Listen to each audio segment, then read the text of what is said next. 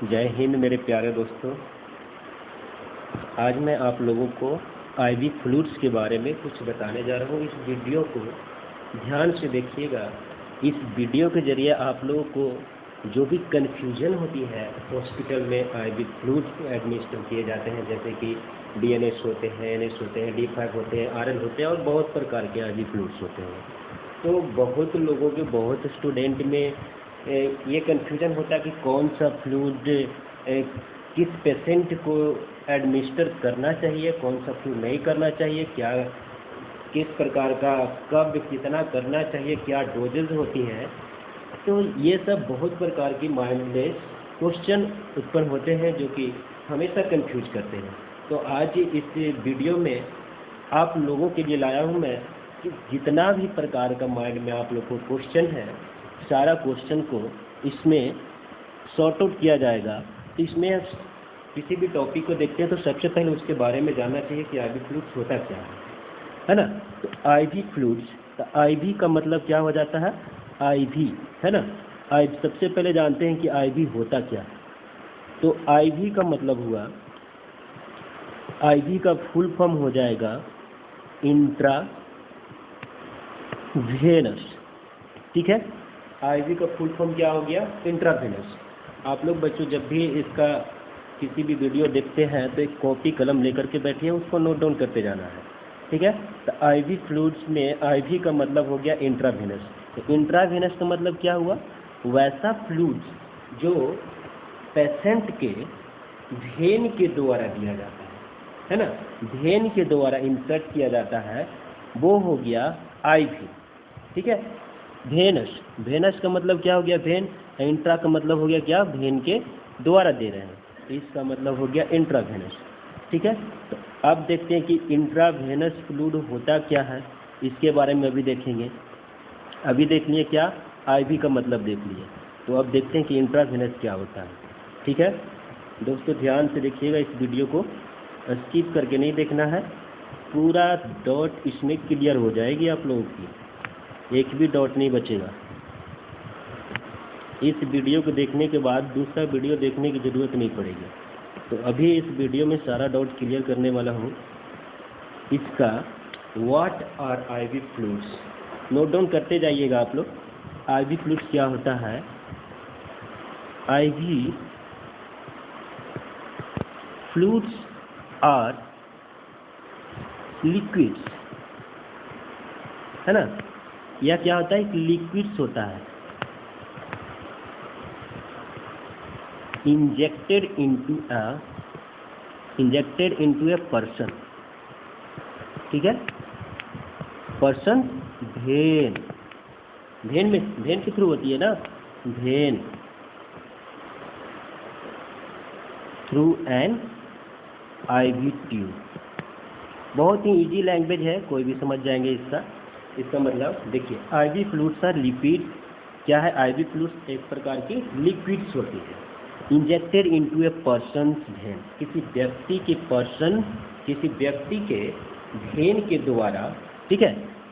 Through क्या है, when है, वेन के द्वारा, वेन में किसके द्वारा, आईवी ट्यूब के द्वारा इंसर्ट करके, उसमें कैनुला होता है, कैनुला इंसर्ट करते हैं, उसमें ट्यूब लगा हुआ रहता है और उस ट्यूब से एक बोतल उसमें क्या होता है, अटैच होता है। तो बोतल से क्या होता है, उसमें जो भी आईवी फ्लूइड्स होते हैं उस ट्यूब के जरिए उस जो कैनुला लगा हुआ रहता है, कैनुला में जाते हैं, उसके बाद वेन में पर्सन्स के आईवी फ्लूइड्स जाते हैं। ये किस प्रकार के पेशेंट को दिया जाता है, क्या करता है, तो क्या करता है कि डिहाइड्रेशन को प्रिवेंट करते हैं। बहुत ज़्यादा इलेक्ट्रोलाइट इम्बैलेंस हो गया है तो उस कंडीशन में इसका हम लोग यूज करते हैं, ठीक है। डिहाइड्रेशन की पेशेंट होगी, ठीक है, डिहाइड्रेशन हो गया, इलेक्ट्रोलाइट इम्बैलेंस हो गया, इलेक्ट्रोलाइट इम्बैलेंस। अब आप लोग के माइंड में चल रहा होगा कि इलेक्ट्रोलाइट क्या होती है, डिहाइड्रेशन क्या होती है। डिहाइड्रेशन यानी कि हमारे शरीर में पानी की कमी हो गया है, उसको क्या बोलते हैं, डिहाइड्रेशन बोलते हैं। इलेक्ट्रोलाइट इम्बैलेंस का मतलब क्या होगा, बैलेंस का मतलब सब कुछ बैलेंस है, संतुलन में है, हमारे बॉडी के जितना रिक्वायरमेंट है सब कुछ उतना उपलब्ध है तो हो गया बैलेंस। इसमें क्या है, इम्बैलेंस। इम्बैलेंस मतलब असंतुलित हो गया। तो इलेक्ट्रोलाइट माइंड में आप लोग की चल रहा हो कि इलेक्ट्रोलाइट क्या होते हैं। तो इलेक्ट्रोलाइट यानी कि हमारे बॉडी में जो फ्लूइड होते हैं उसमें और भी हमारे बॉडी में सोडियम होते हैं, पोटेशियम होते हैं, ये सब क्या है, इलेक्ट्रोलाइट है। तो उसको भरपाई करने के लिए आईवी फ्लूइड्स देते हैं। आगे चल करके देखेंगे इसका टाइप, हम लोग देखेंगे टाइप में, देखेंगे कौन कौन से टाइप होते हैं कि किस इलेक्ट्रोलाइट की कमी होगी तो कौन सी आईवी फ्लूइड को एडमिनिस्टर करेंगे। ठीक है, तो नेक्स्ट क्वेश्चन में देख रहे हैं कि नेक्स्ट क्वेश्चन है why are intravenous fluid use, यानी कि जो इंट्रावेनस फ्लूइड होते हैं दोस्तों किस किस कंडीशन में हम लोग यूज करते हैं। ठीक है, इसका क्वेश्चन क्या है, why are intravenous fluids use. ठीक है, क्यों यूज करते हैं। ठीक है, तो इसका सबसे पहला हम लोग सबसे कॉमन जो होता है कब यूज करते हैं, जब कोई पर्सन बहुत ज़्यादा सीरियस डिहाइड्रेशन हो गया है। ठीक है, डिहाइड्रेशन की कंडीशन में, जो कि आप लोगों के पीछे भी मैं बता चुका हूँ अभी, डिहाइड्रेशन की कंडीशन में यूज करेंगे। फिर सेकेंड, उसके बाद क्या हो जाएगा, पेशेंट बीमार है जिसमें वोमिटिंग, नौजियन वोमिटिंग हो रही है, वोमिटिंग के केस में हो जाएगा वोमिटिंग। ओके, एंड डायरिया में भी यूज करेंगे। ठीक है, फिर नेक्स्ट हो गया कि कुछ ऐसे पर्सन होते हैं कि बहुत ज़्यादा एक्सरसाइज कर लेते हैं और पानी ये सब पीते नहीं हैं। तो बहुत ज़्यादा एक्सरसाइज कर लेंगे, ठीक है, एक्सरसाइज टू मच, बहुत ज़्यादा एक्सरसाइज कर लिया तो उसमें एक्सरसाइज करेगा तो स्वेटिंग होगी, पसीना तो बहेगा ही। जब पसीना बहेगा तो हमारे शरीर से इलेक्ट्रोलाइट्स की कमी होगी, पानी की कमी होगी। ठीक है, बिना पानी पिए हुए मतलब एक्सरसाइज कर रहे हैं और फिर पानी ये सब की कमी हो रही है, बाद में पानी नहीं पी रहे हैं, तो क्या हो जाएगा, इसमें इलेक्ट्रोलाइट इम्बैलेंस हो जाएगी, आईवी फ्लूइड की कमी हो जाएगी। तो इस कंडीशन में आईवी फ्लूइड चढ़ाना पड़ता है, एडमिनिस्टर करना पड़ता है। ठीक है, या तो फिर किसी को इंजरी हो गई है ना, सीरियस इंजरी हो गई है,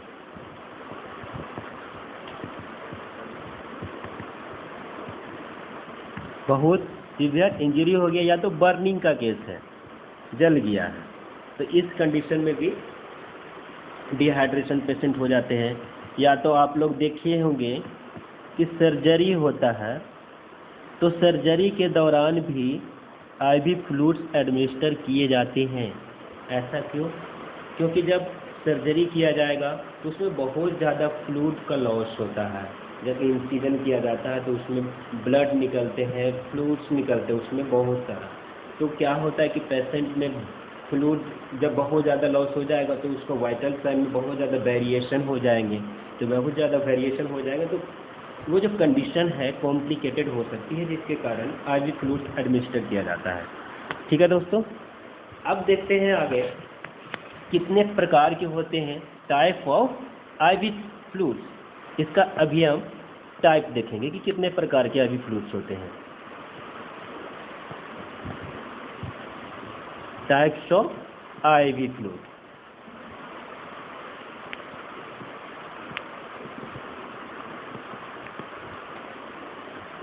ओके, जिसमें देखेंगे हम लोग इसका टाइप में क्या होता है। आप लोग जनरली ये सब देखे होंगे हॉस्पिटल में एनएस होता है। एनएस का फुल फॉर्म क्या हो जाएगा, नॉर्मल सलाइन।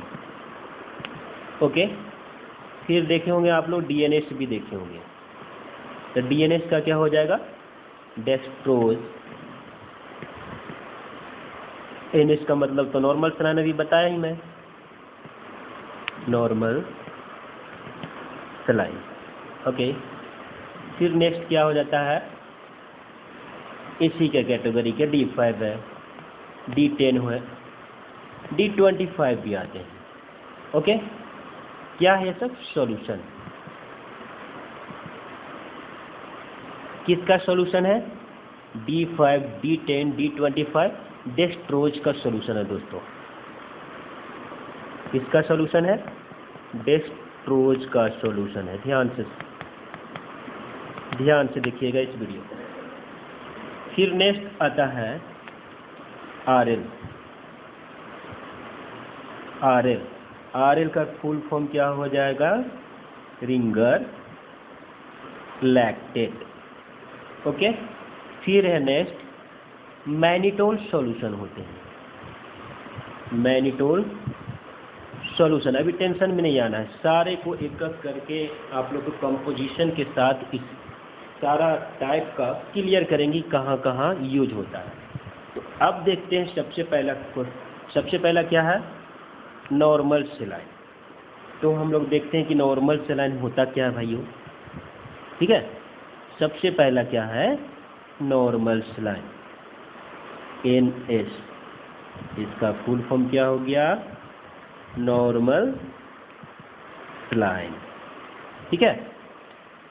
अब नॉर्मल सेलाइन है, इसमें नॉर्मल सेलाइन बना कैसे है, इसका कंपोजिशन क्या है? तो कंपोजिशन भी जानना जरूरी है। जब तक कंपोजिशन नहीं जानेंगे इसका यूज समझ में नहीं आएगा। तो इसका कंपोजिशन देख लेते हैं। कंपोजिशन का मतलब क्या हुआ? किस किस चीज़ से मिलकर बना है, यही होता है कंपोजिशन। तो कंपोजिशन में इसका क्या हो जाएगा? Contain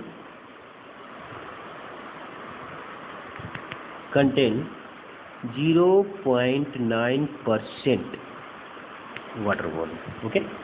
NaCl in 100 ml solution. Okay.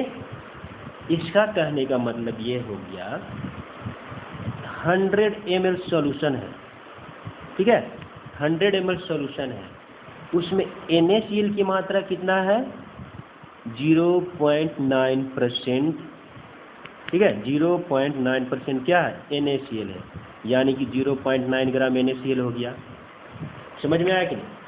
फिर नेक्स्ट, यदि 1 लीटर की बात किया जाए, ठीक है, 1 लीटर की बात करते हैं हम लोग।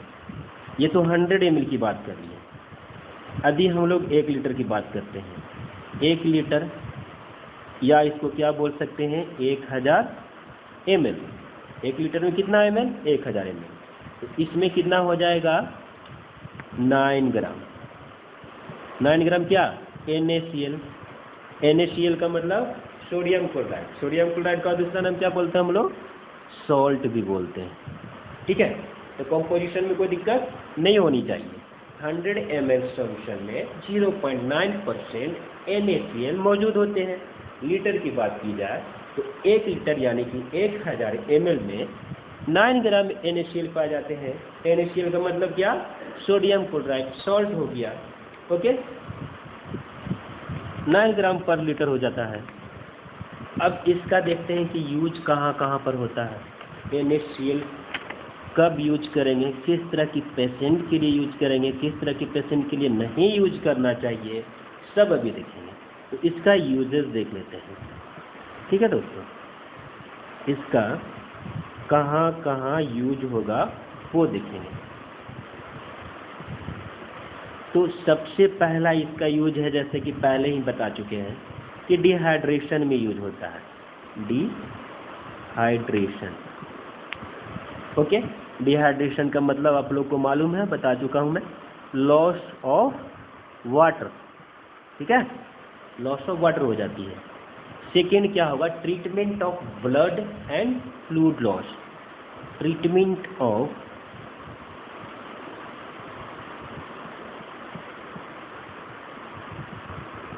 Blood and fluid loss. इसका मतलब क्या हो गया? Blood and fluid loss. यदि किसी पेशेंट का ब्लड की कमी हो गई है, फ्लूइड लॉस हो गया है, तो उस कंडीशन में हम लोग NS एडमिनिस्टर कर सकते हैं। जैसे कि किस किस कंडीशन में ब्लड लॉस होते हैं? एक्सीडेंटल पेशेंट देखने को मिलते हैं। एक्सीडेंट होते हैं तो ब्लीडिंग होती है ना? या तो फिर बर्निंग पेशेंट है, जल गया है, तो उस कंडीशन में भी ऐसा होता है कि फ्लूइड लॉस हो जाते हैं हमारे बॉडी से। फिर नेक्स्ट है use for wound washing. Use for wound washing है ना?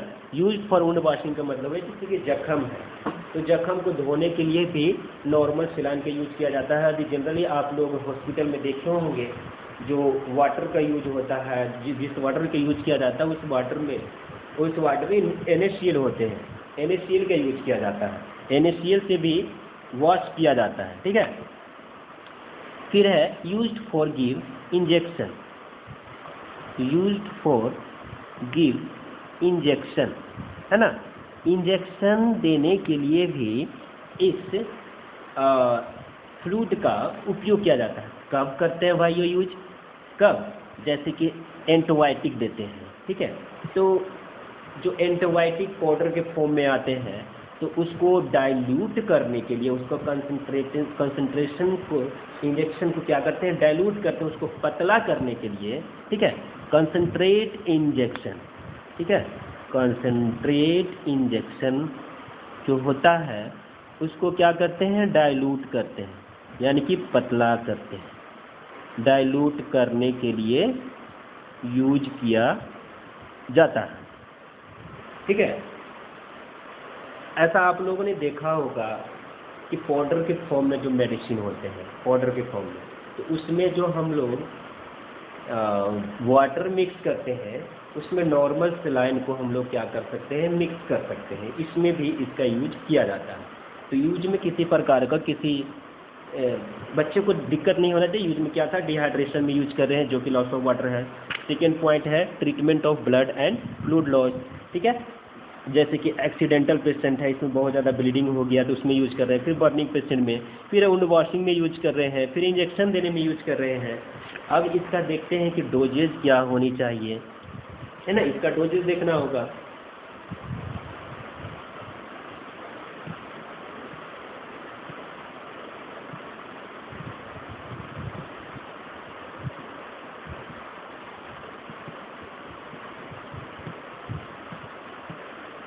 ठीक है, डोजेज में क्या है,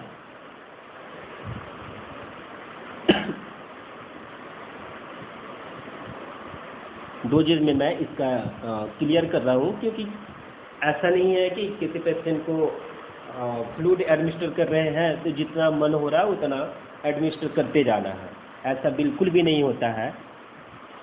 पीपल एंड एडोलेसेंस के बारे में बात कर रहा हूँ मैं। ठीक है, किसके बारे में, एडल्ट हो गया, ओल्डर हो गए, ओल्डर पीपल्स हो गए, एंड एडोलेसेंस के बारे में बात कर रहा हूँ। तो इसका है 500 ml से लेकर के 3 लीटर तक यूज कर सकते हैं पर 24 आवर में। ठीक है, ये किसके लिए मैं बात किया, एडल्ट के लिए, ओल्डर पर्सन के लिए मैं बात किया। ठीक है, ओल्डर पीपल के लिए, एंड एडोलेसेंट के लिए बात किया, एडोलेसेंट के लिए बात किया। डॉक्टर प्रिस्क्राइब करते हैं, छोटे बच्चे हैं वो, उनके लिए डॉक्टर भी प्रिस्क्राइब करेंगे कितना करना है, अपना मन से नहीं करना, डॉक्टर प्रिस्क्राइब करते हैं। तो डोज के बारे में देखनी है कि कितना डोज देना चाहिए। अब नेक्स्ट जो बहुत ज़्यादा इम्पोर्टेंट है, ऐसे ही बिना जाने पहचाने किसी पेशेंट को कोई भी फ्लूइड एडमिनिस्टर नहीं करना चाहिए। तो नोट में इसके क्या लिखना है, बहुत ही इम्पोर्टेंट है, इम्पोर्टेंट क्वेश्चन। किसके लिए नहीं यूज करना है, तो जो कि हाइपरटेंशन मरीज है, not suitable, not suitable for, किसके लिए, हाइपरटेंशन, हाइपरटेंशन पेशेंट। ठीक है, क्योंकि इसमें इसका कंपोजिशन में मैं देखा कि सॉल्ट मौजूद होते हैं, सोडियम क्लोराइड, और ये जो हाइपरटेंशन है, तो हाइपरटेंशन का मतलब क्या हो रहा है, बीपी इसमें हाई हो रहा है या लो हो रहा है, हाइपर का मतलब क्या होता है, अधिक होता है। ठीक है, यानी कि बीपी इसमें क्या हो रहा है, हाई हो रही है। तो आप लोग जनरली देखते होंगे जो बीपी हाई होता है, गुस्सा आता है तो उसको बोल रहा है कि बीपी हाई हो गया, नमक बहुत ज़्यादा खा रहा है, ऐसा बोला जाता है ना। तो उसी प्रकार से देखिए इसमें नॉर्मल सेलाइन है, नॉर्मल सेलाइन की कंपोजिशन में मैंने देखा कि सॉल्ट पाया जा रहा है। तो जब सॉल्ट पाया जा रहा है, अब ऑलरेडी पेशेंट हाइपरटेंसिव है, तो उसको NS कभी भी एडमिनिस्टर नहीं करेंगे, यानी कि उसके लिए सूटेबल नहीं है। तो भाई इसमें मैं बता रहा हूँ कि not suitable for hypertension patient, ठीक है, इसमें भी कोई दिक्कत नहीं होनी चाहिए। अब नेक्स्ट देखते हैं DNS के बारे में, मैं देख लेता हूँ। ओके,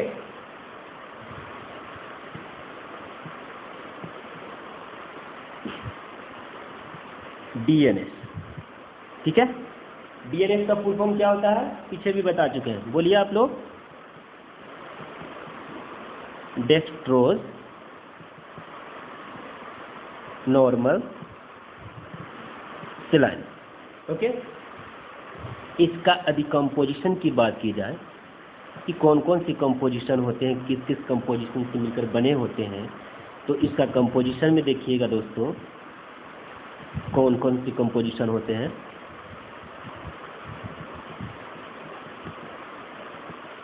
कंपोजिशन, ठीक है, कंपोजिशन में है डेक्सट्रोज एंड नॉर्मल सेलाइन,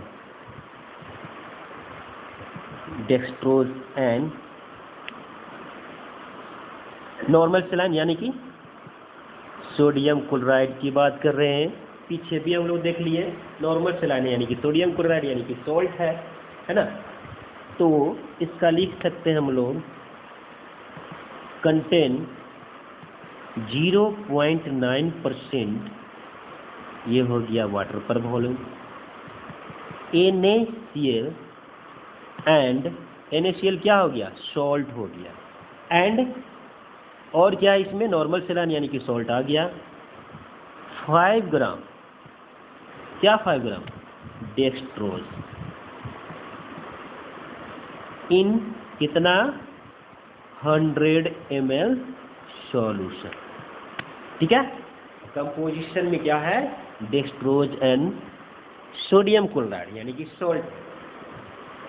मात्रा की बात की जाए तो कितना मात्रा, कंटेन 0.9% वाटर पर वॉल्यूम NaCl यानी कि salt and 5 gram dextrose in 100 ml solution, ठीक है। अब मैं इसकी यूज की बात करता हूँ कि कहाँ कहाँ इसका यूज करना चाहिए। ध्यान से सुनिएगा, इसका यूज की बात करता हूँ।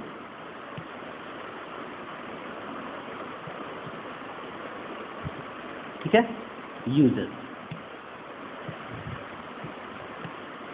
यूजेस में देखिएगा सबसे पहले क्या है, इस कैल्शियम की लेवल को कम करने के लिए यूज किया जाता है।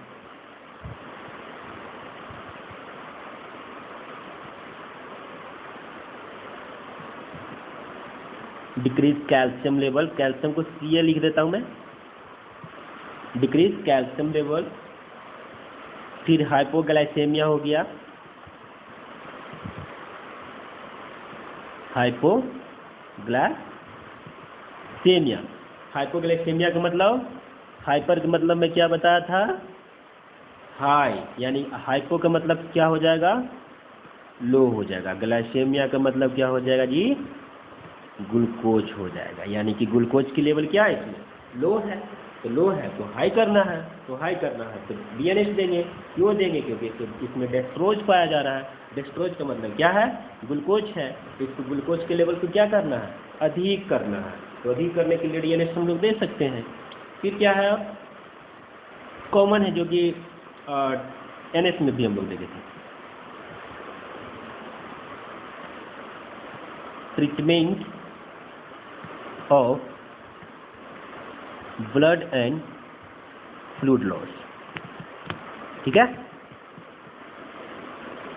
ओके, उसके बाद क्या हो गया, यूज्ड इन इंसुलिन शॉक। अब आप लोग के दिमाग में आ रहा हो कि इंसुलिन शॉक होता क्या है, इंसुलिन क्या होता है, इंसुलिन के फंक्शन क्या होता है। तो मैं इसका क्लियर कर देता हूँ बात, ठीक है। कोई भी क्वेश्चन का डाउट नहीं होना चाहिए माइंड में। इंसुलिन क्या है, इंसुलिन एक प्रकार का क्या होता है, हार्मोन होता है, ठीक है। तो इंसुलिन का काम होता है बच्चों कि ब्लड में ग्लूकोज का लेवल को क्या करता है, मेंटेन करता है। अधिक हमारे ब्लड में इंसुलिन की मात्रा अधिक हो गई, यानी कि ग्लूकोज को बहुत ज़्यादा मेंटेन करने लगेगा, तो उसको कम ही कर देगा। यदि इंसुलिन की मात्रा कम जाएगा तो उसको ग्लूकोज को अब कोई ये मेंटेन करने वाला नहीं है, उसको देख रेख करने वाला नहीं है, तो ग्लूकोज की मात्रा क्या होगा कि हमारे ब्लड में बढ़ते जाएगा, तो हाइपरग्लाइसेमिया हो जाएगा। इंसुलिन की मात्रा यदि इंसुलिन की मात्रा बढ़ जा रहा है तो क्या हो जा रहा है, ग्लूकोज की मात्रा कम जा रहा है। यदि इंसुलिन की मात्रा कम हो रही है तो ग्लूकोज की मात्रा अधिक हो रही है। तो इसको शॉर्टकट में हम लोग इस प्रकार से लिख सकते हैं, देखिए इंसुलिन ऐसे करेंगे यानी कि कम रहा है तो ग्लूकोज की मात्रा क्या होगी, बढ़ेगी। ठीक है, यदि इंसुलिन की मात्रा कमेगी तो ग्लूकोज की मात्रा क्या होगी, बढ़ेगी। ठीक है, ये तो मैं बता दिया।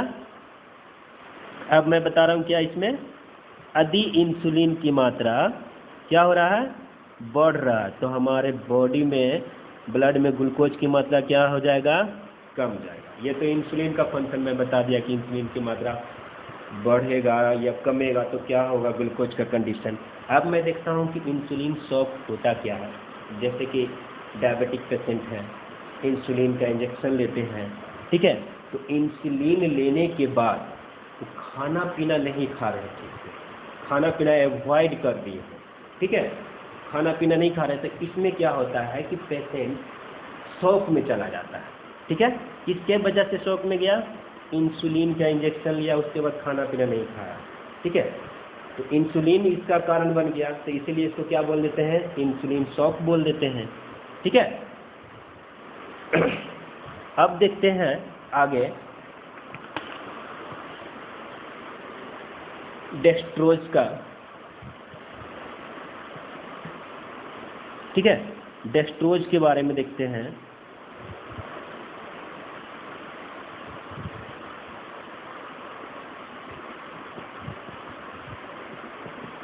डेक्सट्रोज, ठीक है, डेक्सट्रोज में हम लोग क्या क्या देखे थे, क्या क्या था डेक्सट्रोज में, बताइए आप लोग। D5 था, D10 था एंड D25 था, याद है। तो इसका मतलब क्या हो गया, डेक्सट्रोज। इसका कंपोजिशन बताने की कुछ ज़रूरत ही नहीं है क्योंकि डेक्सट्रोज है, इसके अलावा इसमें कुछ है ही नहीं। तो जनरली आप लोग जान ही रहे कि इसमें क्या होगा, डेक्सट्रोज होगा।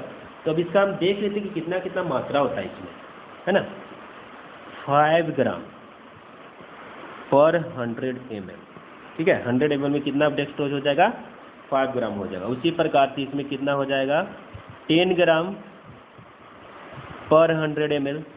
ठीक उसी प्रकार से 25 ग्राम इसमें हो जाएगा पर 100 ml। कोई डाउट नहीं इसमें होना चाहिए, इसमें टाइम पास हो जाएगी यदि इसके बारे में कुछ जिक्र किया जाए तो। अब देखते हैं कि किसके लिए ये सूटेबल नहीं है, मतलब कि किस तरह की पेशेंट को हम लोग ये एडवाइस नहीं कर सकते हैं लेने के लिए। ओके, तो लिखूंगा इसमें not suitable for diabetic patient. आप लोग थोड़ा सा को रिलेट कीजिए इसको। डायबिटिक पेशेंट को क्यों नहीं दे रहे हैं, क्योंकि इसमें डेक्सट्रोज की मात्रा है। अब डेक्सट्रोज की मात्रा है, अब मान लीजिए पहले समझिए कि डायबिटिक पेशेंट होते क्या है। तो डायबिटिक पेशेंट है तो इसमें क्या है, ग्लूकोज की मात्रा बढ़ा हुआ है कि नहीं, ग्लूकोज की मात्रा बढ़ा हुआ है। और डेक्सट्रोज में क्या है, ग्लूकोज ही तो है, डेक्सट्रोज ही तो है। तो डेक्सट्रोज हम लोग क्यों दे रहे हैं, ग्लूकोज की मात्रा बढ़ाने के लिए देते हैं। और डायबिटिक पेशेंट ऑलरेडी है, इसका ग्लूकोज की मात्रा बढ़ा हुआ है, तो डेक्सट्रोज देंगे तो और उसका ग्लूकोज की मात्रा बढ़ जाएंगे, है ना। ये तो फिर क्या हो गया, आग में घी डालने वाली बात हो गई। उसका तो और ग्लूकोज की लेवल बढ़ा दे रहे हैं। पेशेंट को तो टपका दीजिएगा आप लोग, ऐसा नहीं करना है। यदि डायबिटिक पेशेंट है तो उसको डेक्सट्रोज कभी भी नहीं देना है, ठीक है। अब इसका यूज के बारे में देख लेते बच्चों कि कहाँ कहाँ हम लोग यूज करेंगे, ठीक है। ध्यान से सुनिएगा। यूज के बारे में देख लेता हूँ। यूजेस, कहाँ कहाँ हम लोग प्यार, ठीक है, कहाँ कहाँ इसको हम लोग यूज करेंगे।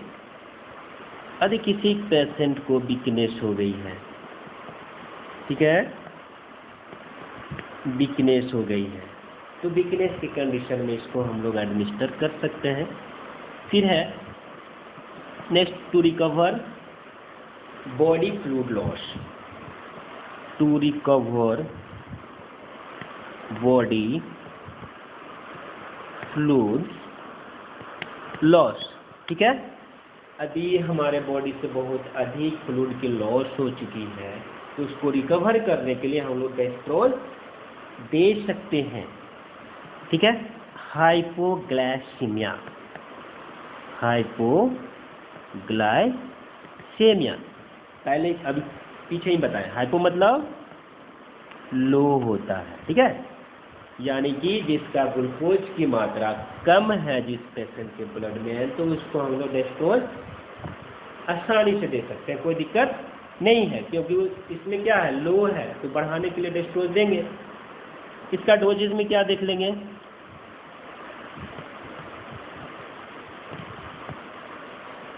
मैक्सिमम की जब बात किया जाए तो 3 से 4 बोतल, ओके, 3 से 4 बोतल से ज़्यादा 24 घंटा में नहीं देना चाहिए। इसका डोजेज हो गया। यूज भी हम लोग देख लिए, कंपोजिशन भी देख लिए, ठीक है। अब आगे बढ़ते हैं। नेक्स्ट क्या है, रिंगर लैक्टेट, आरएल के बारे में देखते हैं, ठीक है। नेक्स्ट क्या है, आरएल, है ना, आरएल। तो आरएल का full form Ringer lactate. Video थोड़ा काफ़ी बड़ा हो रही है, लेकिन सारा पॉइंट क्लियर नहीं करेंगे दोस्तों तो आप लोगों को कुछ ना कुछ माइंड में डाउट रह जाएगी, इसलिए बड़ा वीडियो हो रही है, उसके चिंता नहीं करना है। आप लोग चिंता कीजिए समझने की, जो कि चिंता होने नहीं देंगे, पूरी तरह से आप लोग की चिंता की दूर कर दी जाएगी इस वीडियो में। आज के बाद कभी भी फ्लूइड के बारे में कंफ्यूजन नहीं होगा। इसका रिंगर लैक्टेट का और कौन से नाम से जानते हैं हम लोग, it is also known as क्या, बोलिए, सोडियम लैक्टेट,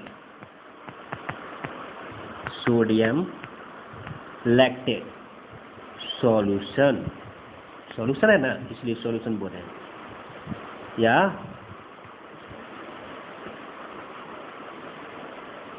या और क्या है, हार्ट्समैन सॉल्यूशन बोलते हैं इसको, बहुत इंपॉर्टेंट है, इसको याद रखिएगा आप लोग, हार्ट्समैन सॉल्यूशन, ठीक है दोस्तों।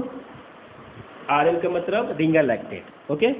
इसका दूसरा नाम सोडियम लैक्टेट सॉल्यूशन या हार्ट्समैन सॉल्यूशन भी इसको बोलते हैं। अब इसको यदि कंपोजिशन की बात की जाए कि कौन कौन सी इसमें कंपोजिशन होते हैं, COMP लिखेंगे, इसका मतलब समझ जाइए कि कंपोजिशन है, ओके। कंपोजिशन किसका किसका मिक्सचर होता है, it is mixture of sodium chloride, ठीक है, कंपोजिशन।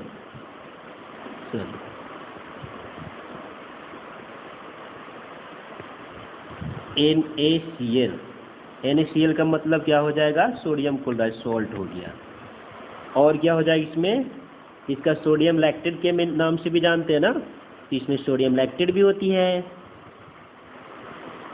सोडियम लैक्टेट, ठीक है, सोडियम लैक्टेट हो गया। फिर KCl का मतलब पोटेशियम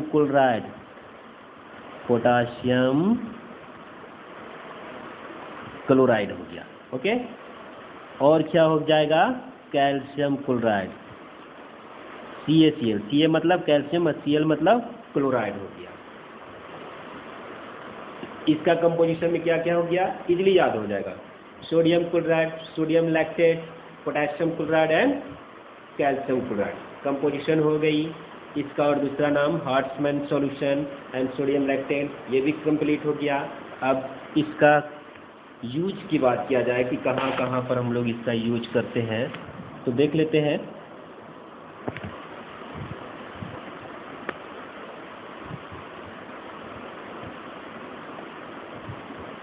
इसका यूजेज सबसे पहले तो डिहाइड्रेशन में किया ही जाएगा, डिहाइड्रेशन हो गया। फिर सेकेंड है टू रिकवर, सब में कॉमन है ये, to recover body fluid and blood loss, ठीक है। Body fluid and blood loss की कंडीशन में भी इसका यूज किया जाता है, ओके। और किस में होगा? हाइपोटेंशन, हाइपोटेंशन, हाइपोटेंशन के मतलब लो बीपी। यदि आप लोग कभी ओटी में गए होंगे तो जब ओटी में देख रहे होंगे पेशेंट की जब बीपी लो होती है तो डॉक्टर तुरंत बोलते हैं कि पानी तेज पिया जाए, ऐसा बोलते हैं ना। आरएल उसमें लगा हुआ रहता है, क्यों? क्योंकि जब कमी हो जाएगा, बीपी लो हो रहा है, तो उस कंडीशन में हम लोग आरएल को क्या कर दे रहे हैं, तो उसका जो फ्लो है उसको तेज कर दे रहे हैं हम लोग, तो उसका बीपी कंट्रोल हो जाता है। जस्ट एग्जांपल के तौर पर वो मैंने बताया, आप लोग ऑब्जर्व किया होगा यदि ओटी में गए होंगे तो। फिर क्या है? Nutrients deficiency. न्यूट्रिएंट्स डिफिशियंसी का मतलब हुआ मेरे प्यारे दोस्तों, न्यूट्रिएंट्स के मतलब हो गया पोषक, ठीक है। पोषक तत्व की कमी हो जाती है, पोषण की कमी हो जाती है, तो उस कंडीशन में भी हम लोग आरएल का यूज करते हैं। इसका यदि डोजेस की बात की जाए कि हम लोग एक दिन में कितना दे सकते हैं, पेशेंट को एडमिनिस्टर कर सकते हैं, 1 से 2 बोतल हो गया, ठीक है।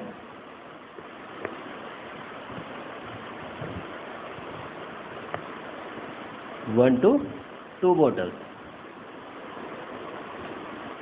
इन 24 आवर्स। सारा नोट डाउन कर लीजिएगा आप लोग, इसका एक अलग नोट्स बना लीजिएगा, ठीक है। वीडियो रोक करके देख लीजिएगा, कभी भी मत भूलिएगा। इसका कंपोजिशन हम लोग देख लिए, इसका और दूसरा नाम क्या होता है वो भी मैंने देख लिया, इसका यूज कहाँ होता है ये भी मैंने देख लिया, डोज भी देख लिया। अब बच गया एक मैनिटोल सॉल्यूशन, बहुत ईजी है। क्या है? मैनिटोल सॉल्यूशन, ठीक है। मैनिटोल, इसमें डबल एन होगा। मैनिटोल क्या होता है? एक प्रकार का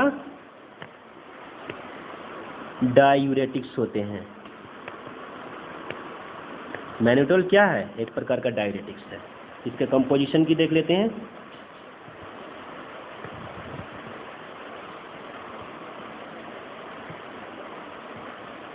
Each 100 ml solution contains 20 gram mannitol.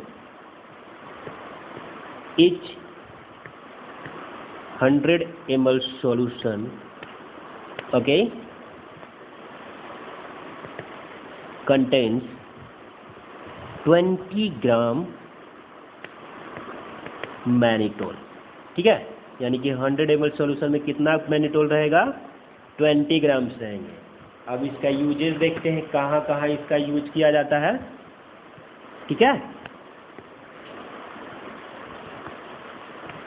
Uses मैंने पहले ही बताया, डायूरेटिक्स की कंडीशन में यूज करते हैं, ठीक है।